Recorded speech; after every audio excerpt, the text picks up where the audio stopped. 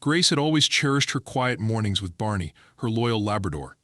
Moving to the city 2 years ago had been a whirlwind of adjustments, but the park just a block from her apartment complex quickly became her sanctuary. With its sprawling green lawns, shaded walking trails, and cheerful atmosphere, it felt like an oasis amidst the urban chaos. Every morning before heading to work, Grace would leash up Barney, grab a coffee, and head to the park to start her day on a calm note. On this particular Saturday morning, the sky was a perfect shade of blue, with a soft breeze rustling through the leaves. Grace had woken up early, energized by the prospect of a relaxing weekend. She brewed her coffee, packed a water bottle for Barney, and left her apartment just as the city began to stir. As always, Barney's excitement was contagious, his tail wagging furiously as they approached the park gates. The park, officially named Brookwood Greens, had always been a communal space. Families picnicked on weekends, joggers looped around the trails, and dog owners, like Grace, often gathered near the designated off-leash area. There was nothing exclusive about it. It was public property maintained by the city and widely used by the neighborhood. Grace smiled as Barney sniffed eagerly at a patch of grass near the entrance. She let him take his time while greeting a few familiar faces, other dog owners she'd come to know over the years. To Grace, this morning felt like any other. Little did she know, it was about to take a baffling and frustrating turn. As Grace walked further into the park, letting Barney explore, she noticed a man striding toward her. He was dressed in a neatly pressed suit, looking out of place among the casual joggers and dog walkers. At first, she didn't think much of it. People passed through the park for all kinds of reasons. But as he came closer, his intense gaze made it clear he was heading straight for her. "Excuse me," he called out, his voice sharp and commanding. Grace stopped, slightly taken aback. Barney, ever curious, wagged his tail and looked up at the stranger. "Yes?" Grace replied cautiously, unsure of what to expect. "I'm Mr. Thompson, the property manager for Brookwood Apartments," he began, his tone formal but laced with irritation. "Are you a tenant there?" "Yes, I am," Grace confirmed, her confusion growing. "Is there a problem?" Thompson glanced at Barney, then around the park as if surveying his surroundings for some invisible infraction. "This park," he said, gesturing broadly, "is reserved for residents of the Brookwood complex. We've had complaints about non-residents using it, and I've been tasked with ensuring it's kept private." Grace blinked, unsure if she'd heard him correctly. "I'm sorry," she said, trying to keep her voice polite, "but this is a public park. It's owned and maintained by the city. I've been walking my dog here for 2 years without any issues." Thompson's expression hardened. "I'm afraid you're mistaken," he insisted. "This park is under the jurisdiction of the Brookwood Apartments, and as such, it's subject to our rules and regulations. Unauthorized use is prohibited." Now Grace was thoroughly confused and annoyed. "I don't think that's right," she said firmly. "I've checked the city's website before. Brookwood Greens is a public park, open to everyone in the community." Thompson's lips pressed into a thin line. "Regardless of what you believe, I'm asking you to leave the park immediately. Failure to comply could result in further action." "Further action?" Grace repeated, her voice rising slightly. "Are you serious? I'm not trespassing. This is a public space. You can't just make up rules about who gets to use it." Thompson adjusted his tie, clearly displeased by her resistance. "Miss Grace," she interjected. "Miss Grace," he continued, his tone dripping with condescension, "I'm simply doing my job. If you refuse to leave, I'll have no choice but to escalate this matter with the proper authorities." Grace stared at him, incredulous. She had never encountered something so absurd. Escalate? To whom? The police. The idea of being reported for walking her dog in a public park felt surreal. "I think you're the one who needs to escalate this," she said finally. "Call whoever you want. I'm not leaving because I'm not doing anything wrong." Thompson's face flushed slightly, and he seemed to struggle for a response. After a moment, he muttered something about following up with the management office and walked away briskly. Grace stood there for a moment, stunned by the encounter. Barney, oblivious to the tension, nudged her leg with his nose, eager to keep walking.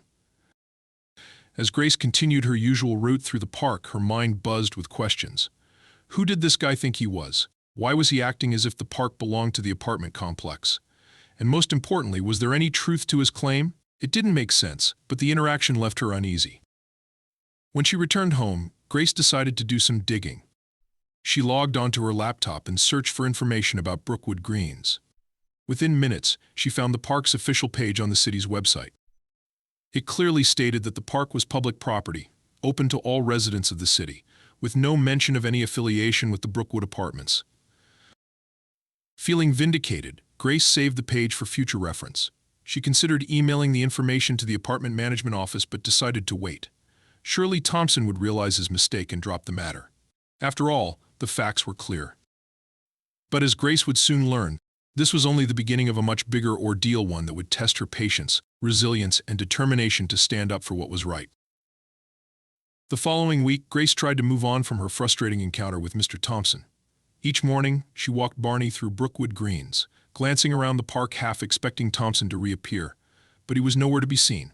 She began to relax, thinking that perhaps he had realized how absurd his claims were and decided to let the matter go. For a while, it felt like life had returned to normal. That sense of normalcy shattered on Friday evening when Grace came home from work. As she approached her apartment door, she noticed an envelope taped to it.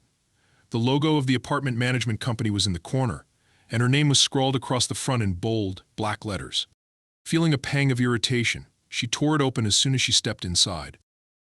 The letter inside left her speechless. It stated that she was in violation of her lease agreement by using Brookwood Greens, which, according to the letter, was reserved for tenants of the complex. It went on to claim that her continued use of the park constituted trespassing, and that if she didn't cease immediately, the management would pursue legal action, including fines and potential eviction. Grace stared at the letter, her disbelief turning into anger. How could they make such baseless accusations? It was public property. She had checked the city's website herself. Fuming, she sat down at her kitchen table, her mind racing. This wasn't just an annoyance anymore. It felt like a direct attack. She pulled out her laptop and began typing a response to the management office. She carefully outlined her position, explaining that Brookwood Greens was public property, maintained by the city, and accessible to anyone in the community. To support her argument, she attached a screenshot of the city's website showing the park's official status. After reviewing her email to make sure her tone remained professional, she hit send. The next morning, she woke up to find a reply waiting in her inbox. The response was short and dismissive, stating that the matter had been referred to the management company's legal department and that further communication would come from them. Grace groaned in frustration. Now they were involving lawyers? Over something as trivial as walking her dog in a public park? It was beyond ridiculous. Refusing to be intimidated, she decided to seek professional advice. Later that day, she scheduled an appointment with a local attorney, Mr. Ford, who came highly recommended by one of her co-workers. He specialized in tenant rights and property disputes, and Grace hoped he could help her navigate this bizarre situation. When Monday rolled around, Grace found herself sitting in Mr. Ford's cozy office, a folder of documents on her lap. She had brought everything she could think of: her lease agreement, the cease and desist letter, and printouts from the city's website.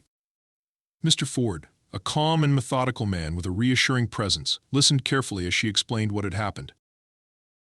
"This is one of the most ridiculous cases I've come across in a while," he said, shaking his head.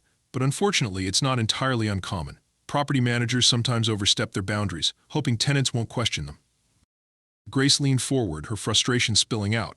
"But they're threatening me with eviction for something I'm legally allowed to do. How can they even get away with this?" "They won't," Ford assured her, flipping through her documents. "The park is clearly public property, as stated here. Their claim that it's reserved for tenants is completely fabricated. As for the eviction threat, they'd have to prove in court that you violated your lease, which you haven't. What we'll do is send a formal response to their legal team, laying out the facts and making it clear that you're prepared to take action if they continue this harassment." For the first time in days, Grace felt a glimmer of hope. She agreed to let Mr. Ford handle the case, confident that she was in good hands. He promised to draft a response within the week. Meanwhile, Grace tried to carry on with her life, but the tension was hard to shake. Each time she walked Barney in the park, she found herself glancing over her shoulder, wary of another confrontation with Thompson. She also began to notice something unsettling. The park seemed emptier than usual. Many of the familiar faces she used to see, other dog owners and families, were nowhere to be found. She wondered if they, too, had been targeted by the management company. Her suspicions were confirmed one evening when she ran into Miss Carter, an elderly neighbor who often brought her tiny Pomeranian Biscuit to the park. Grace hadn't seen her there in over a week and decided to ask about it. "Miss Carter, is everything all right?" "I haven't seen you and Biscuit at the park lately," Grace said. The older woman sighed heavily, her expression a mix of frustration and resignation. "Oh, Grace, I've been meaning to talk to you. I got one of those dreadful letters from the management office. They said I wasn't allowed to use the park anymore and threatened to fine me if I kept going." Grace's blood boiled. "That's ridiculous. The park is public property. They have no authority to stop you from using it." "I know," Miss Carter replied, shaking her head, "but I can't deal with their nonsense at my age. I don't want to risk getting fined or worse, being evicted. It's just not worth the stress." Hearing this, Grace felt a surge of determination. This wasn't just about her anymore. The management company was bullying other tenants, preying on those who might not have the resources or confidence to fight back. She knew she couldn't let them get away with it. A few days later, Mr. Ford sent her a copy of the letter he had drafted. It was a powerful response, meticulously laying out the facts and exposing the management company's baseless claims. The letter warned them that any further attempts to harass Grace would result in legal action against them, including a counter-lawsuit for emotional distress. Now, all Grace could do was wait for their next move. But she wasn't afraid anymore. She knew she was in the right, and she was prepared to stand her ground not just for herself, but for her neighbors, too. This fight wasn't over, but she was ready for whatever came next. The week after Mr. Ford sent the letter to the management company, Grace tried to focus on her routine, but the tension was palpable. Every time she returned to her apartment, she half expected to find another envelope taped to her door, another baseless threat waiting to throw her day into chaos. Each morning, as she walked Barney through Brookwood Greens, her gaze darted around the park, expecting to see Mr. Thompson lurking nearby, ready to pounce with some new fabricated rule. But the days passed without incident, and for a brief moment Grace allowed herself to hope that the management company had decided to back down. That hope shattered when her phone buzzed one afternoon with an unfamiliar number. She was at work, sitting in a marketing meeting, when she glanced at the screen. The caller ID read Brookwood Management Legal Dept. Her stomach sank. Stepping out of the meeting, she answered the call cautiously. "Hello, is this Grace Donovan?" A stern voice on the other end asked. "Yes, this is she," Grace replied, her voice tight. "This is Mr. Harris from the legal department representing Brookwood Apartments. I'm calling regarding your recent correspondence with our office." Grace's grip on the phone tightened. "Yes, I'm aware of the situation. My attorney has already sent a response. What's this about?" "Miss Donovan, our position remains unchanged. Brookwood Greens is considered an extension of the property managed by our complex. By using it without explicit permission, you are in violation of our policies," Mr. Harris said, his tone dripping with authority. "We're prepared to proceed with legal action if necessary." Grace felt her frustration boil over. "Mr. Harris, with all due respect, the park is public property. It's owned and maintained by the city. My attorney provided clear evidence of this in the letter. Your claims have no basis in fact." There was a pause on the other end. "We're aware of the city's records," Harris admitted, "but as the property borders Brookwood Apartments, our lease agreements give us grounds to regulate its use by tenants. We're confident in our position." "Confident?" Grace shot back. "You're trying to enforce rules over property you don't even own. This is harassment, plain and simple." Harris sighed, as if speaking to someone who just didn't understand. "Miss Donovan will be filing an injunction within the week. You can take that up with the court. Good day." The call ended abruptly, leaving Grace standing in the hallway of her office building, fuming. When she told Mr. Ford about the call later that evening, he didn't seem surprised. "They're doubling down, hoping to intimidate you," he said. "But the fact that they're admitting the park is public property weakens their case significantly. If they file an injunction, we'll respond aggressively. For now, I suggest documenting everything. Every interaction, every letter, every phone call, keep a record." Grace took his advice to heart. She created a dedicated folder on her computer, scanning all the correspondence she'd received and jotting down notes about her conversations. She even started keeping a journal of her daily walks in the park, just in case she needed to prove her consistent and lawful use of the space. But as the days passed, the stress began to take its toll. The weight of the situation hung over her like a cloud, seeping into every corner of her life. At work, she found it hard to concentrate, her thoughts drifting to the impending legal battle. At home, she felt a gnawing anxiety every time she opened her mailbox, wondering what new threat might be waiting.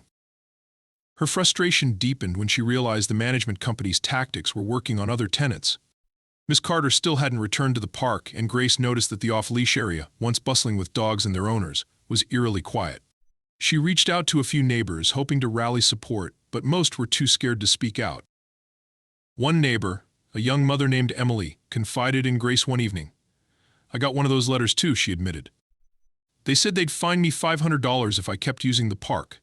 I don't have the money to fight them, Grace. I wish I could help, but I just can't risk it." Hearing this, Grace's determination grew. This wasn't just about her anymore, it was about standing up to a bully that had been preying on the most vulnerable tenants. She decided to take her fight public. The following week, Grace contacted a local journalist who covered community issues. She explained her situation, providing all the documentation she had collected. The journalist, intrigued by the story, agreed to investigate further. Within days, an article appeared in the local paper with the headline, "Tenant Battles Management Over Public Park Dispute." The article detailed Grace's experience, highlighting the absurdity of the management company's claims and their attempts to intimidate tenants. It included quotes from Mr. Ford, who called the situation a clear case of overreach, and even mentioned Miss Carter and Emily, though they were quoted anonymously for fear of retaliation. The article quickly gained traction, with readers flooding the paper's website with comments expressing outrage at the management company's actions. The backlash was immediate. Grace began receiving messages of support from neighbors, friends, and even strangers who had read the article. Some shared similar stories of dealing with overbearing landlords or homeowner associations. Others offered advice or legal tips. For the first time in weeks, Grace felt a spark of hope. But the article also caught the attention of the management company. 2 days after it was published, Grace found another envelope taped to her door. This time it was a formal notice of the injunction they had filed against her. The document alleged that her use of the park was disruptive to the community and violated her lease agreement. It was filled with legal jargon designed to intimidate, but Grace was ready. She immediately called Mr. Ford, who assured her that this was a predictable move. "We'll handle it," he said confidently. "They've overplayed their hand. This is going to backfire on them." As Grace prepared for the next phase of the battle, she felt a newfound sense of purpose. She wasn't just fighting for herself anymore, she was fighting for everyone who had been bullied into silence. And she wasn't about to back down. The day of the hearing arrived faster than Grace anticipated. Though Mr. Ford had reassured her repeatedly that their case was strong, she couldn't shake the nerves that gripped her as she entered the small, plain courtroom. The room was lined with beige walls and rows of wooden benches, but to Grace, it felt like the stage for a battle that had consumed her life for weeks. Sitting beside Ford at the defense table, she took a deep breath, clutching a folder filled with evidence she had meticulously gathered. Across the aisle sat Mr. Thompson, flanked by a sharply dressed man Grace assumed was Mr. Harris, the management company's attorney. Thompson avoided her gaze, his jaw set as if trying to appear confident. Grace knew their case was weak, but the lengths they had gone to bully her and her neighbors made her question just how far they'd pushed their fabricated claims. The judge entered, and the room fell silent. After the initial formalities, Mr. Harris began presenting the plaintiff's argument.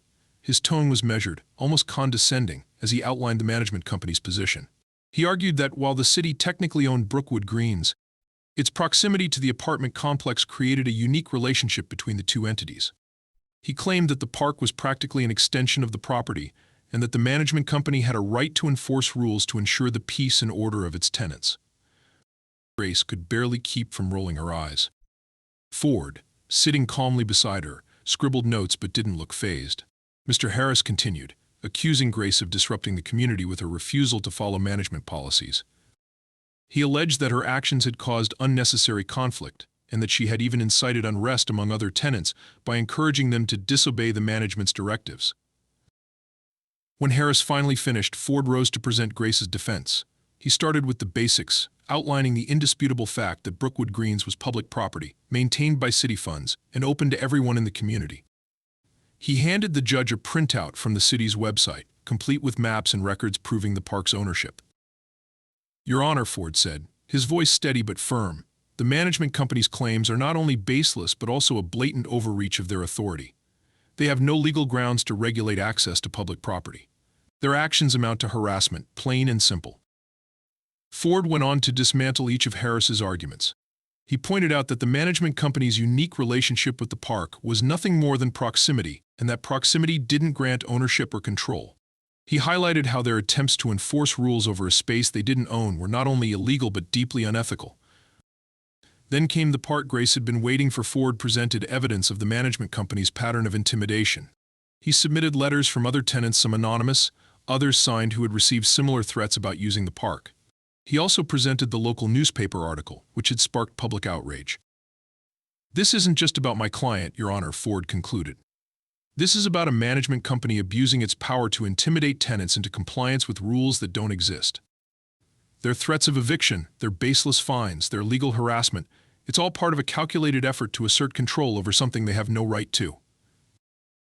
The judge, a middle-aged woman with a no-nonsense demeanor, leaned back in her chair, her expression unreadable. She asked pointed questions to both attorneys, probing the details of their arguments.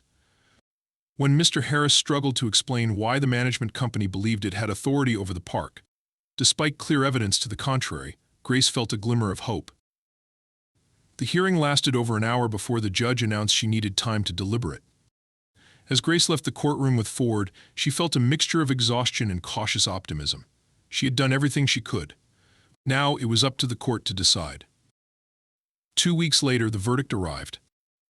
Grace opened the envelope with trembling hands, her heart pounding. As she read the first line, relief flooded through her. The court ruled in her favor.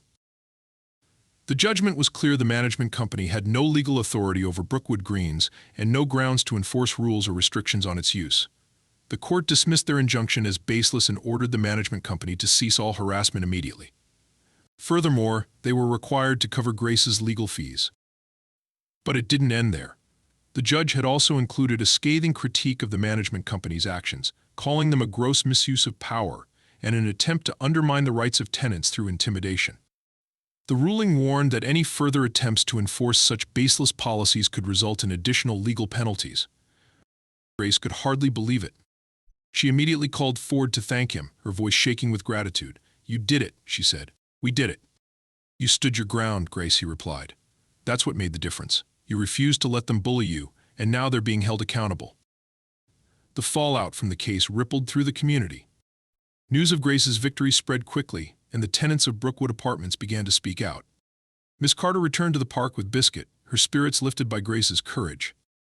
Emily, the young mother, stopped Grace in the hallway one evening to thank her. "I was so scared to say anything," Emily admitted, "but you gave all of us a voice. I don't know what we would have done without you." The management company, meanwhile, faced significant backlash.